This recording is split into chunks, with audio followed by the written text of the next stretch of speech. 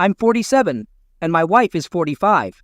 We've been married for 22 years, and we have 3 kids, a 20-year-old son and 2 daughters, 18 and 16.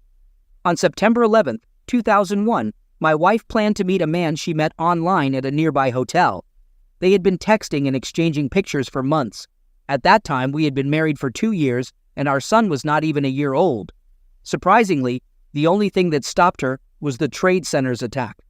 Her uncle was on the 84th floor of the South Tower, and it was almost certain he died on impact. The entire country was mourning, and she took it hard. I sympathized with her and was there to console her.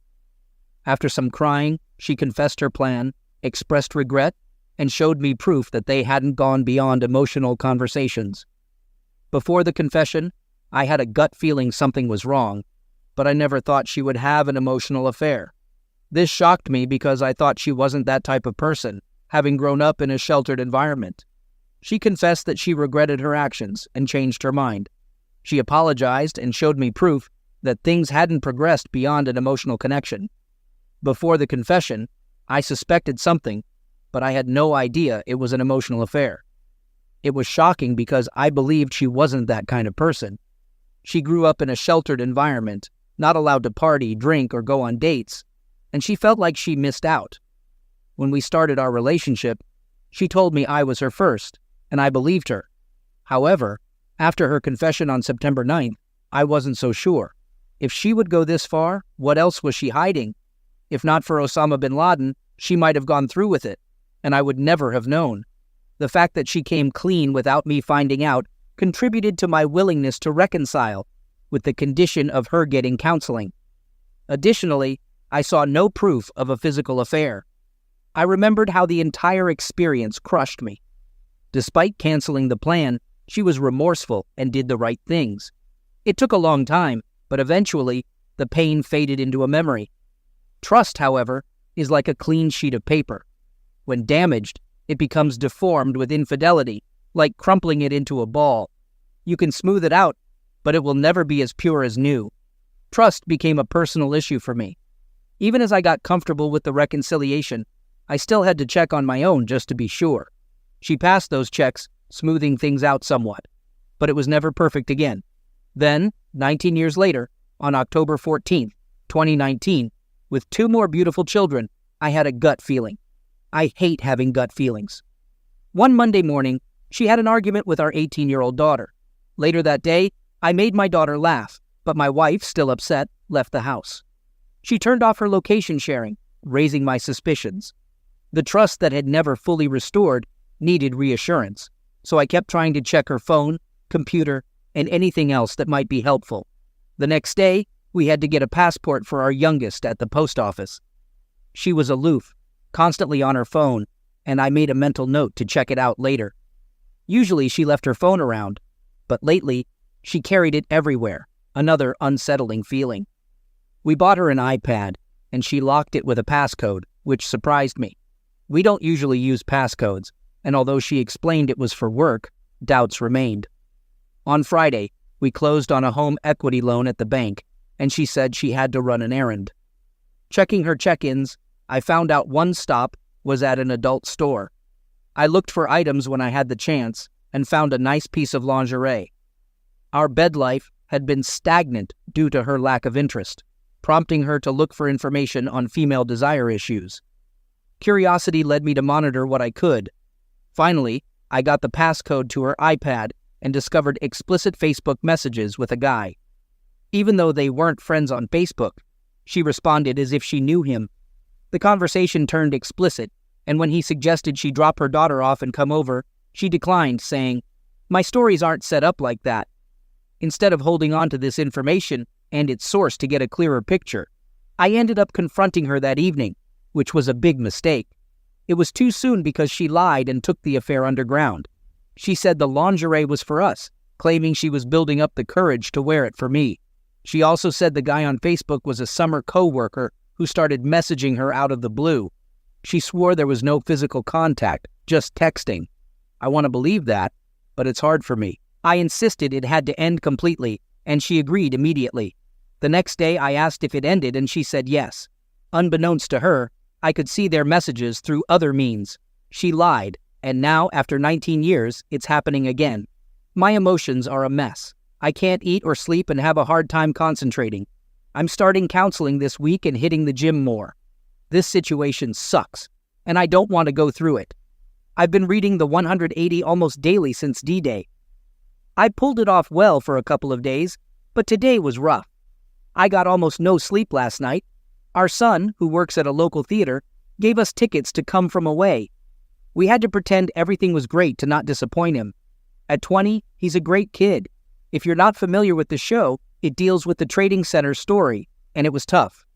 I've kept a journal, observing dates, times, and my thoughts. I've come up with a mantra. Keep cool, keep patient, keep control. I need to be more consistent, but it's something I've been trying to get to. I've gotten into a better headspace. Now we have to go shopping tonight, and I want to practice the 180 as best as I can. Fast forward to July 3rd, 2021. My investigation revealed her contact with other men through the summer school program where she works as a teacher's aide. He's the gym teacher. Affair partner is 32 years old. The wayward wife is 47, making her a cougar, I guess. The fair partner is a gym teacher at a nearby school, and his wife works at a different school, not even in the same district. The wayward wife met him while they were working at summer school. Summer school here is run in a few districts, so teachers from different districts work together. I found out he would be there again, observed quietly, and caught a suggestive Facebook message. He rejected her, which made me chuckle. I've actually come to believe he sees her as a friend and doesn't want to get involved. She's 47, about 15 years older than him. I'm not completely done yet, but I can see it from here. Given the magnitude of the life change, I need to know. I am setting up my intel network, voice-activated recorder, GPS, electronic passcode, and so on. I want as close to incontrovertible proof as I can have before I pull the trigger. I've also been reading up on and taking notes on divorce laws in my state. I will be contacting lawyers as well. I have a few friends who have been recently divorced, and I will be hitting them up for any advice too. Then, I conspicuously collected some DNA samples from my 3 children to make sure that they are mine, just for peace of mind. By far, the hardest thing that I've ever done. Regardless of the results, I will love them unconditionally. As for what I'm waiting for, well, I go from thinking we're done to maybe often enough that I know I have to have it break me in the face hard enough, and it hasn't yet. I also feel like I don't want to put my kids through it, even though they are older, unless it's pretty cut and dry. This is a part of me that ghoulishly enjoys hearing her on the voice-activated recorder complain about the latest development. He unfriended a lot of people in the last days or two. Yes, I snooped there too, and she's not too happy about it. And I know this isn't going to go over well, but she's been going through what I call a midlife crisis over the last year or so. She also lost her mom back in November, and we are having the funeral tomorrow. She's also taking it very hard. 2 days after her mom passed, we lost my dad. Over the next 3 weeks, she lost 2 more relatives. Then it was Christmas. My family has faced a lot of tragedy recently, and I see it's deeply affecting her. In the back of my mind, I thought maybe this is a result of those events. Perhaps I should create more space between our losses and the potential pain of divorce. I'm willing to endure it a bit longer for my kids and family. Holding out before making that decision is tough. After 26 years together, giving up isn't easy, especially considering the depth of love I've felt for her throughout most of our marriage. I can't argue with that. My plan is to spend this week checking out divorce attorneys. We have a birthday party for my daughter next Sunday, and after that, I plan to confront her. I don't know exactly what I'll say, but I'll let her know I've consulted an attorney and I'm ready to press the divorce button. While I'd love for her to have a realization moment, I won't continue the marriage after collecting evidence of her affair. On February 11th, 2022, I installed a voice-activated recorder in her car. Listening to the recording made me note the effects I'd feel and how to deal with them. Sleeplessness, use PM and melatonin, nervous energy, hit the gym, lack of appetite, knock off those extra pounds, difficulty concentrating, write everything down and recite common tasks. I forgot about night sweats until they happened, then prepared with towels and fresh clothes. Relief followed, knowing no more spying or walking on eggshells. Before I actually told her, I knew she was treating me like things were wonderful in our lives for the last few months. She was upset over receiving a box of her late mother's things from her dad to sort out. It didn't affect me. I felt no sympathy, grief, or sorrow at seeing her upset. When the confrontation finally occurred, after her prodding and pushing, "What's wrong? Tell me what's bothering you." All I did was say his name and the words, "I know." She got flustered and stormed out of the house. I don't have to worry about her anymore. I don't have to feel on edge when she's around, as if I had to act a certain way or make sure I accomplish certain tasks.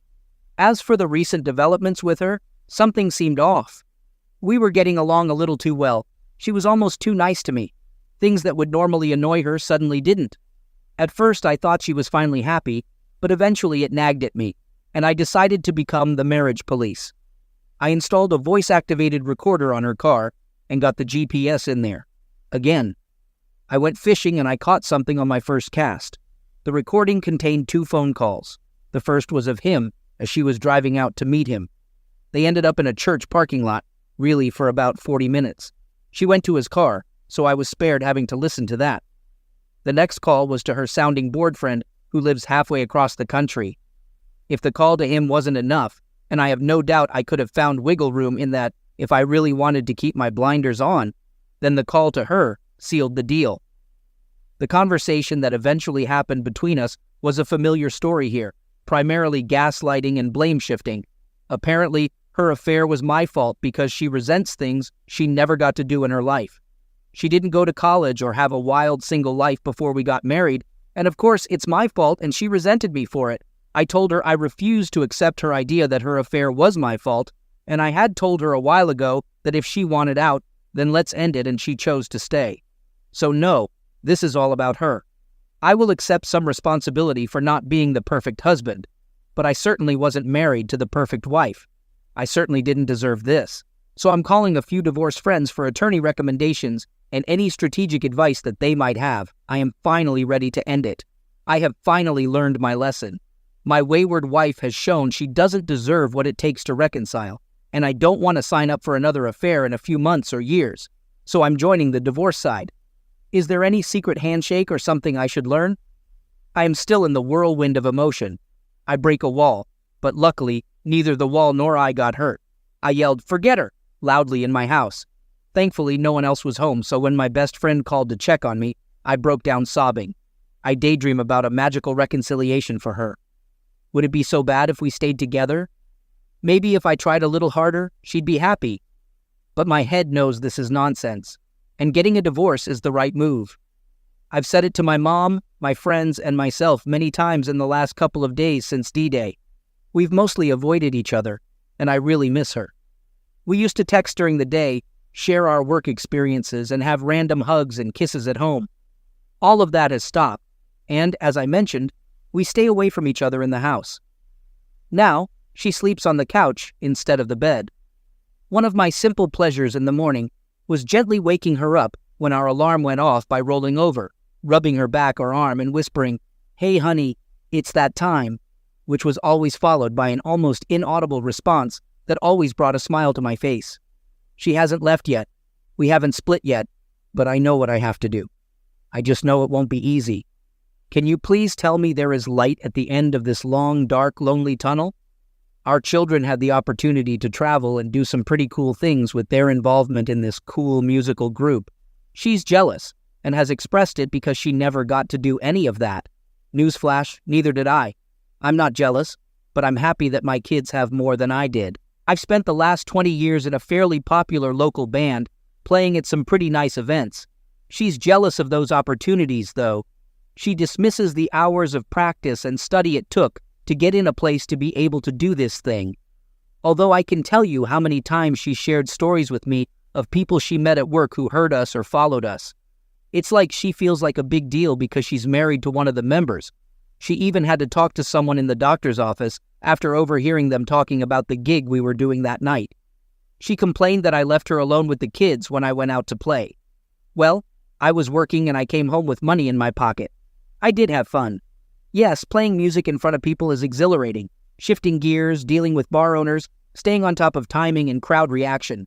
At work, though, Getting up at 5 a.m., working a full day, then gigging and not getting home until 2 a.m. made for a long day.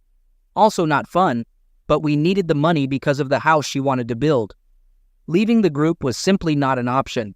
She worked too, but I earned almost as much just gigging as she did at her regular job, which also made her upset, and my real job paid 3 to 4 times hers.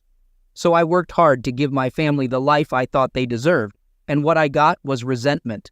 The old saying that when someone shows you who they really are, believe them the first time is indeed true. It took me too long to see who I married. I came to the same conclusion. If we stay together, I am signing up for not being around. I've gotten a couple of attorney references and will be setting up appointments soon. I just don't see a path that doesn't end in divorce.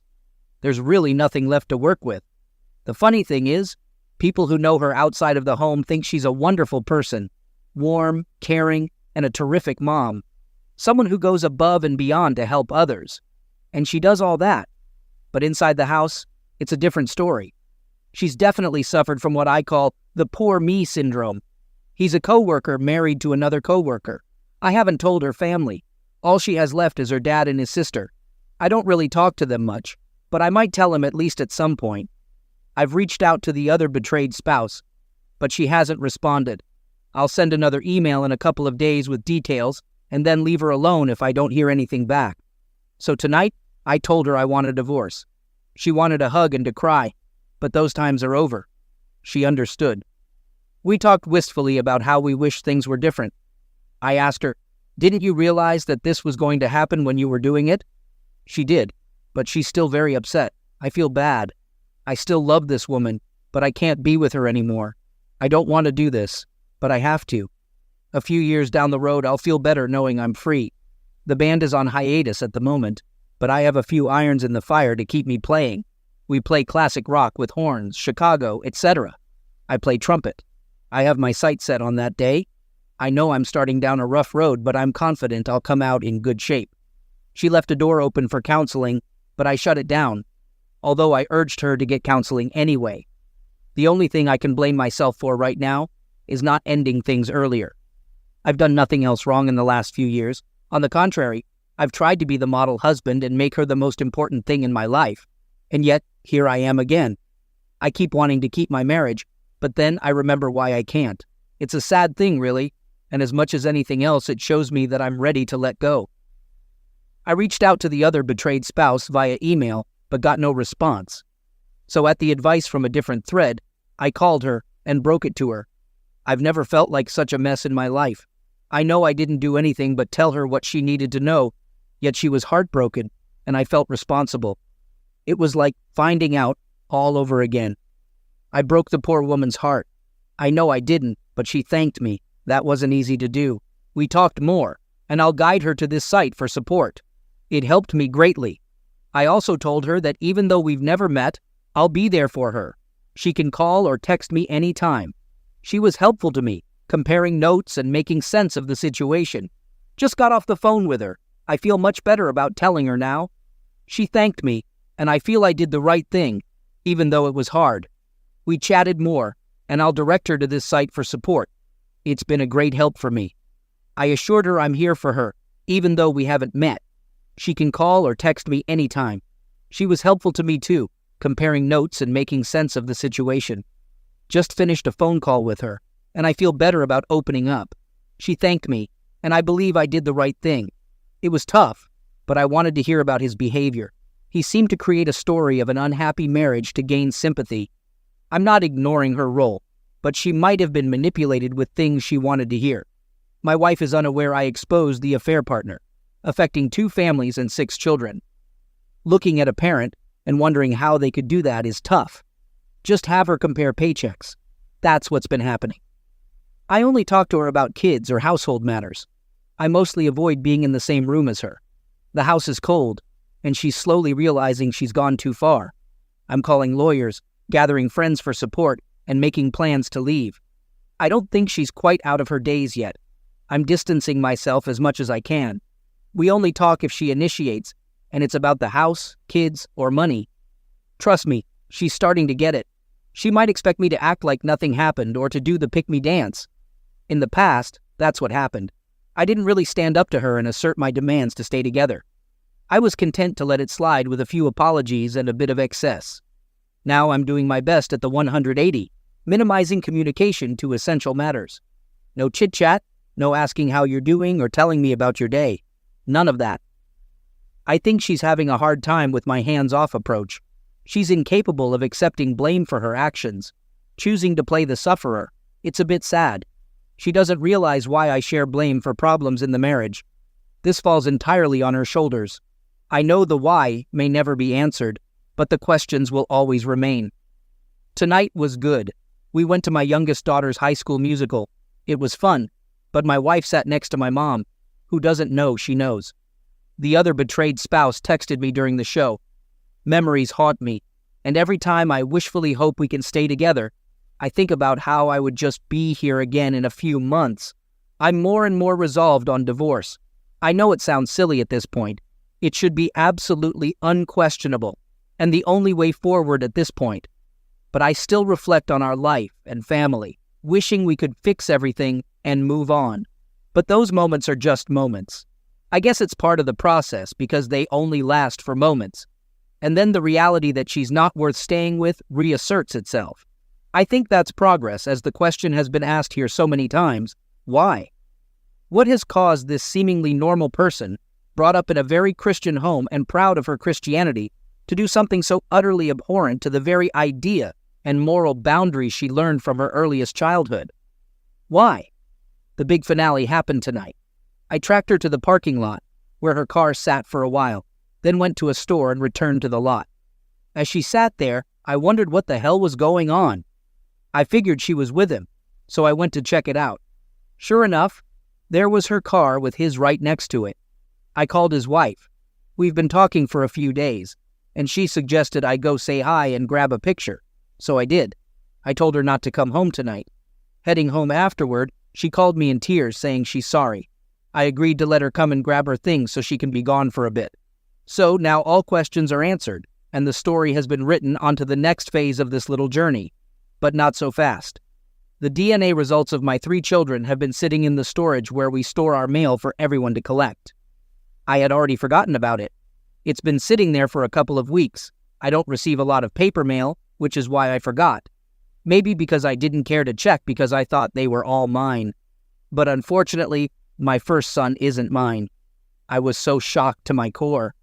I didn't expect that she must have been cheating on me during the first years of our marriage. My heart is shattered into different pieces, and I know I have to break the sad news to my children. I'm not going to hide secrets from my children. So I told my son last night. Lots of hugging, lots of crying. My soon-to-be ex-wife was still out of the house since I caught her having an affair with the partner in his car. He's not my biological son, but I have raised him, so he is mine. He's 20 and a man that every father would be proud of. He's not ready to confront his mom. I called my soon-to-be ex-wife on her phone and told her about it. All she did was cry and apologize. She said she wanted to come home, but I told her that it would be a good idea for her to remain wherever she is for the foreseeable future. Truth be told, I feel pretty good. DNA or not, he's still my son. I've never been this close to my kids, and I tell them I love them every day. I'm more relaxed now, and it's over. No more lying, no more worrying. My kids and I are still recovering, but we are at peace. In the coming days, we'll go through emotions, but I see a clear path out of this now.